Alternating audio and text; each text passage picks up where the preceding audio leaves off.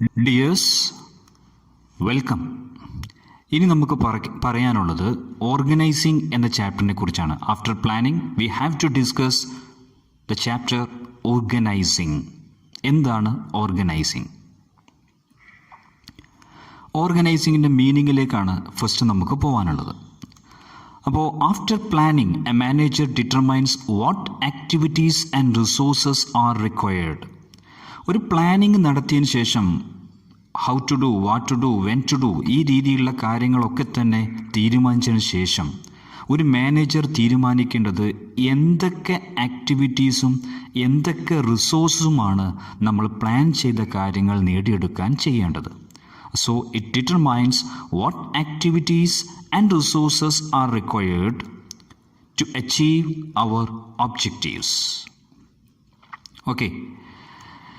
Through organizing, a manager decides who will do a certain task. ഒരു ഓർഗനൈസിങ്ങിലൂടെ ഒരു manager തീരുമാനിക്കുന്നത് ആരാണ് ഒരു certain ടാസ്ക് ചെയ്യേണ്ടത്, where it will be done, എവിടെ വെച്ചാണ് ആ ഒരു ആക്ടിവിറ്റി ചെയ്യേണ്ടത്, and when it will be done, ഏത് സമയത്താണ് ആ ആക്ടിവിറ്റി ചെയ്യേണ്ടത്. ഈ കാര്യങ്ങൾക്കൊക്കെ തന്നെ ആൻസർ കണ്ടെത്തുകയാണ് ഓർഗനൈസിങ്ങിലൂടെ. ഓക്കെ. അപ്പോൾ ഓർഗനൈസിങ്ങിൻ്റെ ഡെഫിനിഷനിലേക്കൊന്ന് പോയി നോക്കാം. Organising is the process of defining and grouping the activities of the enterprise and establishing authority relationship among them. Organising എന്ന് പറഞ്ഞാൽ അതൊരു പ്രോസസ്സാണ്. അതൊരു കണ്ടിന്യൂസ് പ്രോസസ്സായിട്ട് നമുക്ക് കൺസിഡർ ചെയ്യാം. After planning we have to consider or we have to undertake organising activity. അപ്പോൾ ഈ ഒരു ആക്ടിവിറ്റിയിൽ നമ്മളൊരു ഡിഫൈൻ ചെയ്യാണ്. We are defining and grouping. ആക്ടിവിറ്റീസിനെ ഡിഫൈൻ ചെയ്യുന്നു, ആക്ടിവിറ്റീസിനെ ഗ്രൂപ്പ് ചെയ്യുന്നു of an enterprise and establishing, എന്നിട്ട് ഒരു സംഗതി കൊണ്ടുവരികയാണ് അതോറിറ്റി റിലേഷൻഷിപ്പ് എമംഗ് ദം. ആ വിവിധ ആക്ടിവിറ്റീസിൻ്റെ ഇടയിൽ ഒരു അതോറിറ്റി റിലേഷൻഷിപ്പ് കൊണ്ടുവരികയാണ്. ഇതിലൂടെ നമുക്ക് ഓർഗനൈസിങ് ഫങ്ഷൻ നടത്താൻ പറ്റും. അപ്പോൾ ഇതാണ് ഈ ഡെഫിനിഷൻ സൂചിപ്പിക്കുന്നത്. Very simple definition. അപ്പോൾ ഈ ഡെഫിനിഷൻ നമ്മൾ നോക്കിക്കഴിഞ്ഞാൽ നമുക്ക് മനസ്സിലാക്കാൻ പറ്റും. വ്യത്യസ്ത ആക്ടിവിറ്റീസുകളെ ഡിഫൈൻ ചെയ്തു. Activity A, activity B, activity C, D, E, ഈ രീതിയിൽ ആക്ടിവിറ്റീസിനെ ഡിഫൈൻ ചെയ്തു. ഓരോ ആക്ടിവിറ്റീസും ഗ്രൂപ്പുകളാക്കി മാറ്റി. ഈ ഓരോ സർക്കിളും ഓരോ ഗ്രൂപ്പായിട്ട് നിങ്ങൾ അസ്യൂം ചെയ്യുക. വ്യത്യസ്ത ആക്ടിവിറ്റീസുകളെ നമ്മൾ ഗ്രൂപ്പാക്കി. And we establishes an authority and responsibility relationship. ഒരു അതോറിറ്റി റിലേഷൻഷിപ്പ് നമ്മൾ എന്ത് ചെയ്തു? എസ്റ്റാബ്ലിഷ് ചെയ്തു. അപ്പോൾ A to B, B to C, B to E, E to D, അവിടെയൊക്കെ തന്നെ ഒരു റിലേഷൻഷിപ്സ് മെയിൻറ്റെയിൻ ചെയ്തു. ഓക്കെ.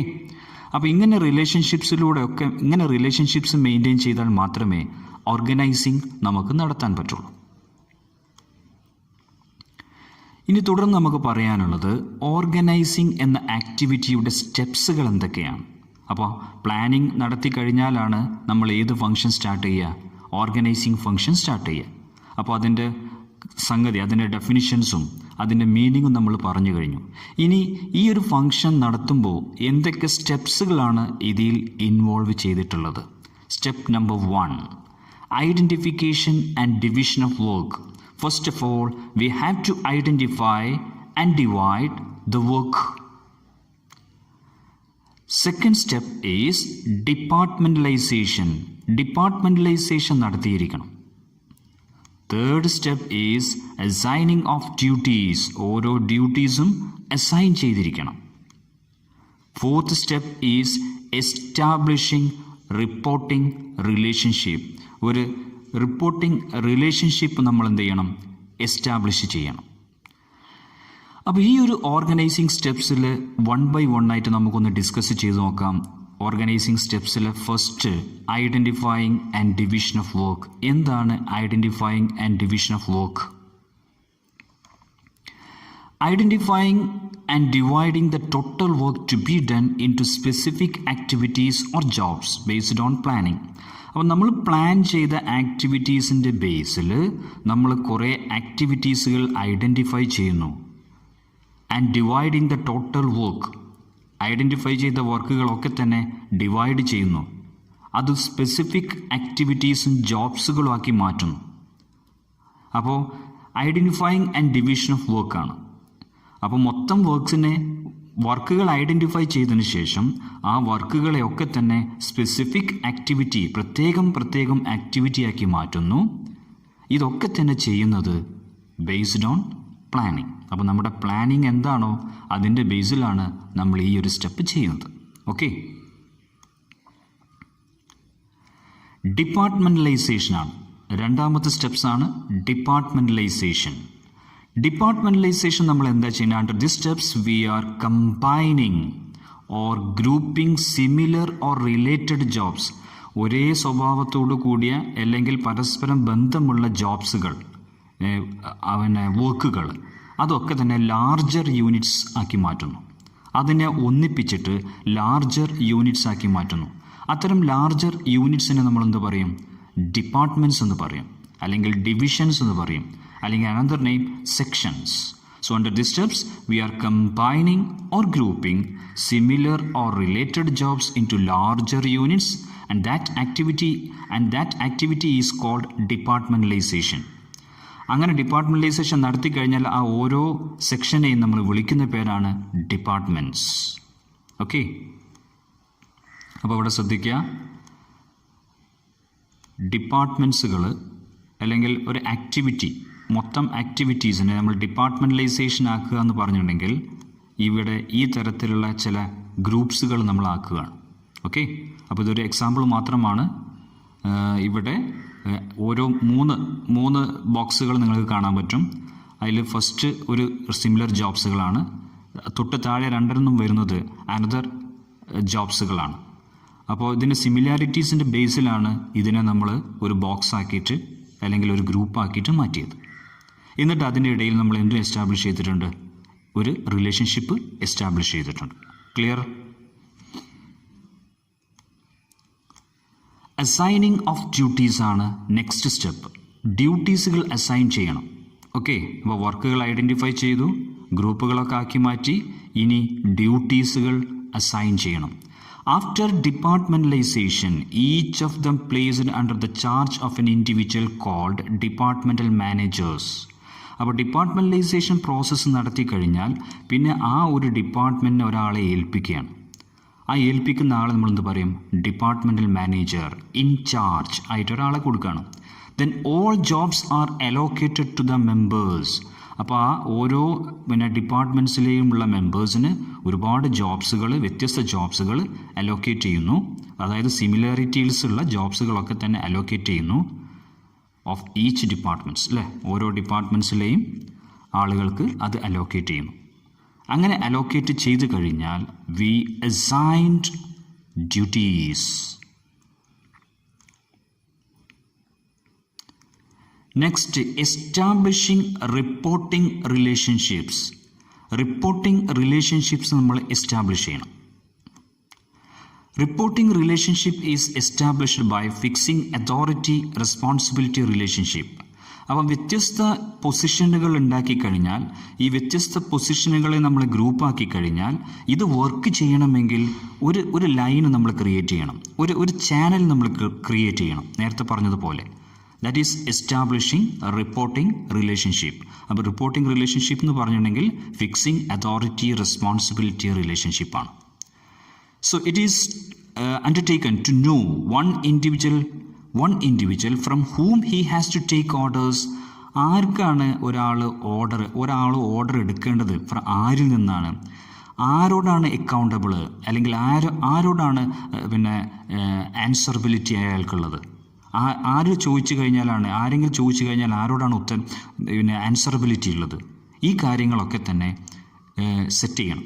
അതൊക്കെ തന്നെ സെറ്റ് ചെയ്യുന്നത് through reporting relationships, and that reporting relationship is based on authority and responsibility and also accountability. ഇനി importance of ഓർഗനൈസിങ്ങിലേക്കാണ് നമുക്ക് നെക്സ്റ്റ് ചർച്ച പോകാനുള്ളത്. Importance of organising. അപ്പോൾ ഓർഗനൈസിങ്ങിൻ്റെ ഇമ്പോർട്ടൻസ് ആണ് it brings specialisation in organisation due to continuous work of same job by individuals.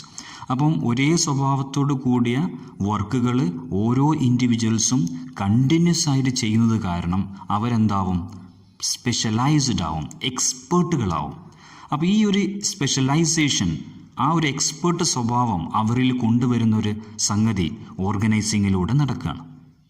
അത് സ്ഥാപനത്തിനൊരു മുതൽക്കൂട്ടാണ്. It brings a clarity in working relationships. Working റിലേഷൻഷിപ്സിൽ ഒരു ക്ലാരിറ്റി കൊണ്ടുവരികയാണ്. By avoiding duplications. ഒരു വർക്ക് തന്നെ വീണ്ടും ഒരാൾ ചെയ്യുന്ന അവസ്ഥ വരുന്നില്ല. എല്ലാവരുടെയും ജോബുകൾ ഡിഫൈൻ ചെയ്തു. ഓരോരുത്തരും എന്താണ് ചെയ്യേണ്ടത് ഡിഫൈൻ ചെയ്തു. ഓരോരുത്തരും ആർക്കൊക്കെ റിപ്പോർട്ട് ചെയ്യണം ഡിഫൈൻ ചെയ്തു. അപ്പോൾ അതുകൊണ്ട് ദർ ഈസ് നോ ഡ്യൂപ്ലിക്കേഷൻ. ഒരു വർക്ക് തന്നെ വീണ്ടും ചെയ്യുന്ന അവസ്ഥ വരുന്നില്ല. And also it minimises confusions. അപ്പോൾ കൺഫ്യൂഷൻസ് വർക്കേഴ്സിൻ്റെ ഇടയിൽ കൺഫ്യൂഷൻസുകളൊക്കെ തന്നെ ലഘൂകരിക്കുകയാണ് ഈ ഒരു ഓർഗനൈസിങ് ഫംഗ്ഷനിലൂടെ. ഇഫക്റ്റീവ് അഡ്മിനിസ്ട്രേഷനാണ് next point. Effective administration is possible due to proper execution of വർക്കുകളൊക്കെ വളരെ ക്രിസ്റ്റൽ ക്ലിയർ ആയിട്ട് എക്സിക്യൂട്ട് ചെയ്യപ്പെടുകയാണ്. അപ്പോൾ അതുകൊണ്ട് തന്നെ ആ സ്ഥാപനത്തിൽ നല്ലൊരു അഡ്മിനിസ്ട്രേഷൻ, നല്ലൊരു മാനേജ്മെൻ്റായ ഒരവസ്ഥ അത് സംജാതമാവുകയാണ്. Effective administration. നല്ല അഡ്മിനിസ്ട്രേഷൻ തന്നെയാണല്ലോ നമുക്ക് വേണ്ടത്. നല്ല ഒരു പെർഫോമൻസ് തന്നെയാണല്ലോ നമുക്ക് വേണ്ടത്. അപ്പോൾ അത് ഇതിലൂടെ ലഭിക്കുകയാണ്. ഇറ്റ് മിനിമൈസസ് വേസ്റ്റേജ് ഓഫ് റിസോഴ്സുകൾ നമ്മൾ ഉപയോഗിക്കുകയാണ്. പല രീതിയിലുള്ള റിസോഴ്സുകൾ നമ്മൾ ഉപയോഗിക്കുന്നുണ്ട്. ആ റിസോഴ്സുകളൊക്കെ തന്നെ, അതിൻ്റെ വേസ്റ്റേജുകളൊക്കെ തന്നെ മിനിമൈസ് ചെയ്യാണ്. And thereby it ensures optimum utilization of resources, optimum utilization of various resources-ൻ്റെ ആ ഒരു ഓപ്പർച്യൂണിറ്റി, അല്ലെങ്കിൽ ഒപ്റ്റിമം യൂട്ടിലൈസേഷൻ ഓഫ് റിസോഴ്സസ് എന്ന് പറഞ്ഞ ആ ഒരു സംഗതിയിലേക്ക് നമ്മൾ എത്തിപ്പെടുകയാണ് ത്രൂ എ പ്രോപ്പർ ഓർഗനൈസിങ്. അപ്പോൾ അവിടെ വേസ്റ്റേജ് ഉണ്ടാവില്ല.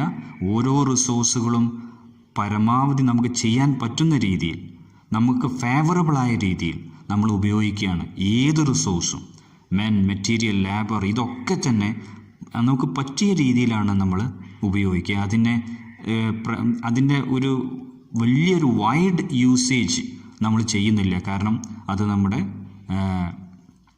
നിലനിൽപ്പിനെ തന്നെ ബാധിക്കും. അപ്പം അത്തരം സംഗതികളൊക്കെ അവോയ്ഡ് ചെയ്യുന്നൊരവസ്ഥയും ഒരു ബിസിനസ് സ്ഥാപനത്തിൽ വന്നു ചേരുകയാണ്. പിന്നെ it provides an opportunity to develop creativity and skills among individuals. ഓരോ ഇൻഡിവിജ്വൽസും ഓരോ എംപ്ലോയീസും വർക്ക് ചെയ്യുന്നത് അവരുടെ ക്രിയേറ്റിവിറ്റി പെർഫോം ചെയ്തുകൊണ്ടാണ്. അവരുടെ ക്രിയേറ്റിവിറ്റി അവർ കാണിക്കുന്നുണ്ട്, അവരുടെ സ്കില്ല് അവർ കാണിക്കുന്നുണ്ട്, അവരുടെ കാലിബർ അവർ പ്രകടിപ്പിക്കുന്നുണ്ട്. അപ്പോൾ ഇതൊക്കെ തന്നെ അവർക്ക് ഇൻ എഫക്റ്റ് അവർക്കൊരു മുതൽക്കൂട്ടായിട്ട് മാറുകയാണ്. കാരണം അവരുടെ കരിയർ മാറുകയാണ്. അവർക്കൊരു ഇന്നൊവേഷൻസും ക്രിയേറ്റിവിറ്റിയും സ്കിൽസുകളൊക്കെ തന്നെ ഡെവലപ്പ് ചെയ്യാനുള്ള ഒരു പ്ലാറ്റ്ഫോമായിട്ട് ഇത് മാറുകയാണ്. Okay, it helps in the growth and diversification of an enterprise. ഒരു സ്ഥാപനത്തിൻ്റെ ഗ്രോത്ത്, ഉയർച്ച, സെയിൽസ് കൂടുക, പ്രോഫിറ്റ് കൂടുക, ഇതൊക്കെ സംഭവിക്കാൻ. And also diversification of an enterprise by adding more positions or jobs, departments. കുറേ പൊസിഷൻസുകളും കുറേ ജോബുകളൊക്കെ തന്നെ ആഡ് ചെയ്തിട്ട് പ്രോഡക്റ്റ് ഡൈവേഴ്സിഫിക്കേഷൻ, വ്യത്യസ്ത പ്രോഡക്ട്സുകളിലേക്ക് നീങ്ങാനുള്ള, വ്യത്യസ്ത ബിസിനസ്സുകളിലേക്ക് മാറാനുള്ള ഒരു സ്ഥിതിവിശേഷം ഒരു സ്ഥാപനത്തിന് കൊണ്ടുവരികയാണ്. ഓക്കെ, അപ്പോൾ ഇതൊക്കെ തന്നെ നല്ല രീതിയിലുള്ള ഓർഗനൈസിങ് നടത്തി കഴിഞ്ഞാൽ ഈ തരത്തിലുള്ള അഡ്ജസ്റ്റ്മെൻറ്റ്സുകളൊക്കെ തന്നെ നമുക്ക് കൊണ്ടുവരാൻ പറ്റും. അതിലൂടെ നമ്മുടെ സ്ഥാപനത്തിന് ഒരു ഗ്രോത്ത് ഉണ്ടാവുകയും ചെയ്യും. ഓക്കെ, ക്ലിയർ ആണെന്ന് വിചാരിക്കുന്നു.